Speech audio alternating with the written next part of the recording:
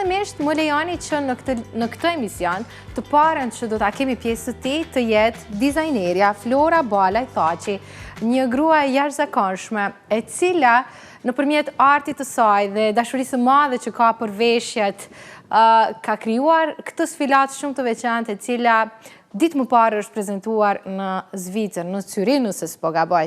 Përshëndetje zonja Flora, faleminderit shumë për kohën që po ndani sot për ne dhe shikuesit tanë. Përshëndetje edhe për juve, Edona dhe gjithë stafi i TV 21. Faleminderit. Faleminderit ty e dashur. Po të drejtohem Flora, sepse ka kohë që po komunikojmë dhe kështu i drejtohemi njëra tjetrës me emër. Po. E thash që do të kemi mundësi të shohim një reportazh vërtet të bukur, jashtëzakonisht interesant, që prezanton këtë sfilat me veshje kombëtare, tradicionale, të trevave të ndryshme shqiptare, që ju e keni organizuar pak ditë më parë në Zvicër. Fillimisht, do doja të dini më shumë rreth kësaj ideje, rreth mënyrës se si kjo ide juaja në fakt është përqafuar me një gatishmëri shumë të madhe nga komuniteti shqiptar që jetojnë atje. Po, si e cek edhe ti, unë jam Flora Balaj, jam nën e 4 fëmijëve, 4 mbretëreshave, edhe jetoj edhe vepoj këtu në Zvicër një diasporë. Përardhja ime është e Kosovës, kuptohet, jam e lindë në Pej, po e martume në komunën e Gjakovës. Pejone Gjakov, kombinim shumë i mirë. Goca Pejone, po, faleminderit.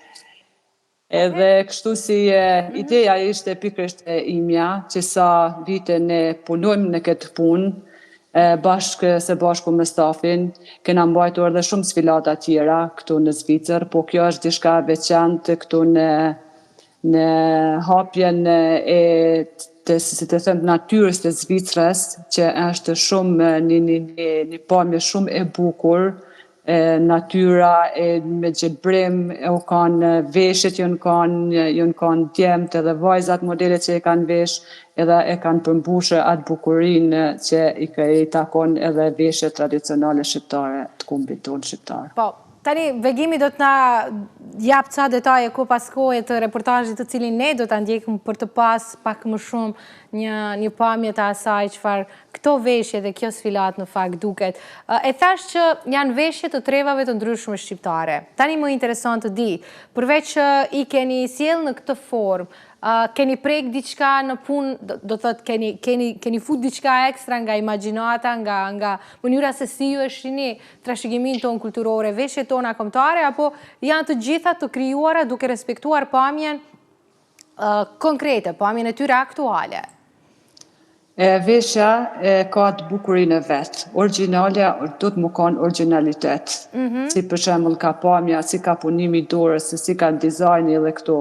Ashtu ju ka bashkangjitur edhe pamja e Zvicër e bukur, që veshjet tona nuk lejohet tradicionale të përfshin, që më thonë të ata marrin atë pamjen tjetër që e ka për shembull dizajne tjera që janë, muj me thonë, të kopjume, nuk guxojnë me ikë veshja tradicionale për shkak se vjen poshtë tradita jonë, kultura jonë, për shembull edhe të veshjat të dizajni i veshjeve. Shumë bukur, jashtëzakonisht bukur. Tani më e interesant të di, shqiptarët që jetojnë dhe veprojnë atje, pa shumë të ri dhe treja të cilët i janë përgjigjur pozitivisht ftesës suaj që të bëjnë pjesë e sfilatës dhe atyre të cilët ishin për ta parë nga afër. Është reagimi gjithmonë i tillë, janë gjithmonë të gatshëm të bashkëpunojnë dhe si në fakt reagojnë kur flisni për dizajne që janë të trashëgimisë sonë kulturore dhe jo diçka moderne ose të kohës që do të kërkoshin në një vend evropian siç është Zvicra.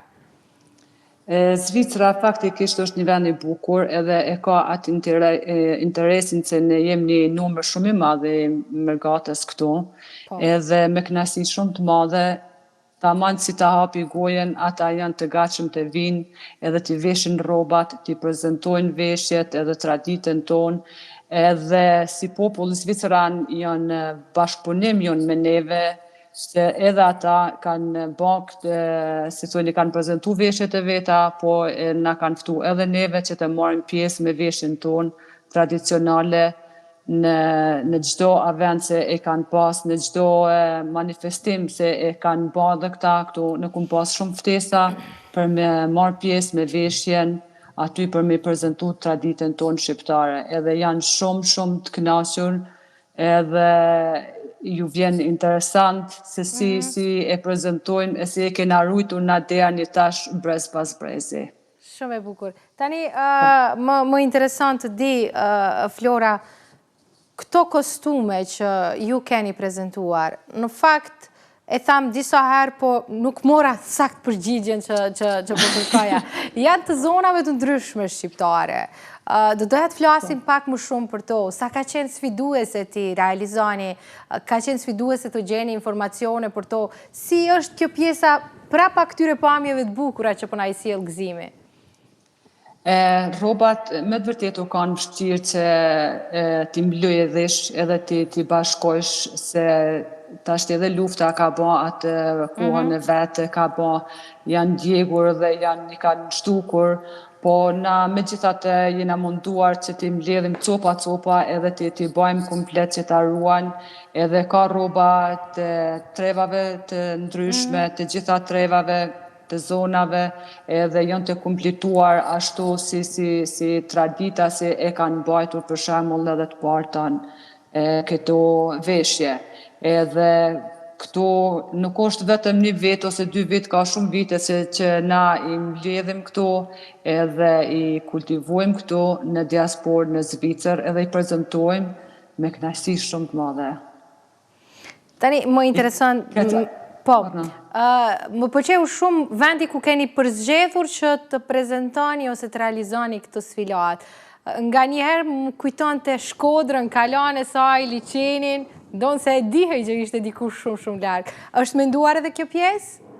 Kjo është menduar, ka marrë një kohë, muj me thonë rreth 2 viteve që na ka punuar në këtë projekt për shkak se duhet këtu në Zvicër, tash po flasim për këtu në Zvicër, duhet të marrësh leje, ta lejojnë lejen për me e banë, për shembull këtë projektin që kena banë që u duhet më organizu vendi, anija për shembull që është kjo pjesa këtu në anije, është vendi atje me kosa, se kanë kusit ajo pjesa aty, edhe është kalaja, edhe është në bashkë aty në zemër të Zyrihit, ku është mbajtur aty se është diçka shumë interesant.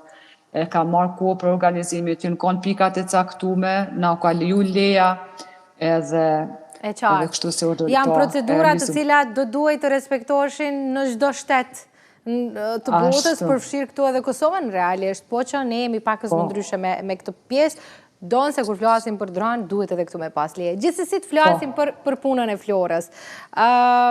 Keni zgjedhur që të punoni dhe të prezentoni veshje tradicionale, veshje kombëtare.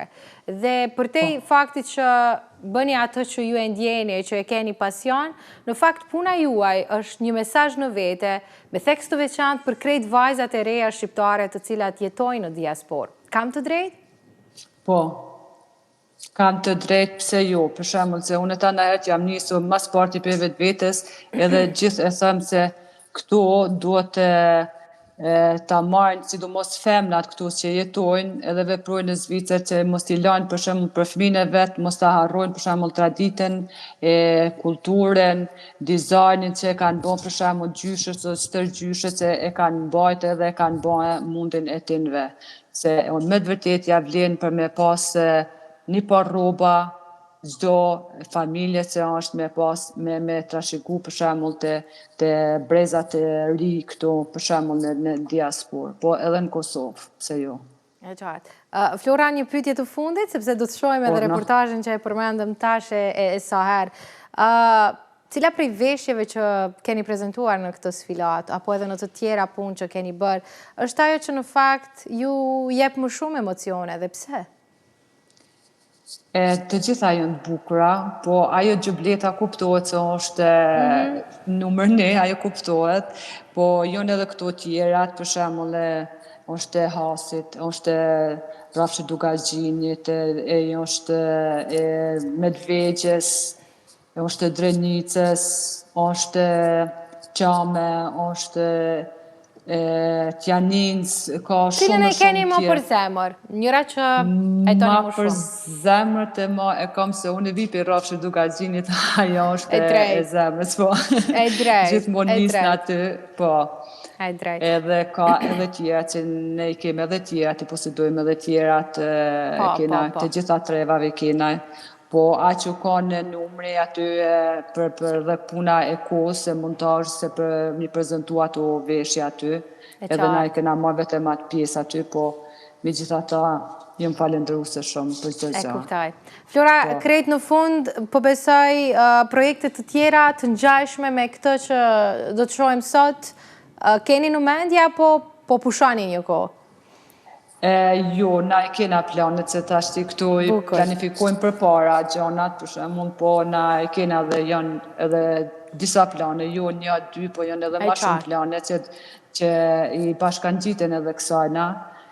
Besoj e shpresoj se së shpejti do të shihni edhe ju në përkrone. Të falenderoj shumë Flora për këtë intervistë drejt për drejt, shëndet e shumë suksese. Po, faleminderit edhe i falenderoj regjisorin Lesh Nikola, kamermanin e ju i Gzim Arifi, fotografin në Shkelzen Regja, producentin Pran Balaj, djemt edhe vajzat, të gjithë grupi, i përshëndes përzemërsisht që e kanë bo mundin edhe kanë kontribuar për të ardhur të marrën pjesë në sfilatën me veshje tradicionale këtu në Zvicër, e i falenderoj shumë për zemër. Edhe të gjithë ata që na kanë ndihmuar. Patjetër, të faleminderit shumë Flora. Faleminderit edhe për ju e ishte kënaqësie.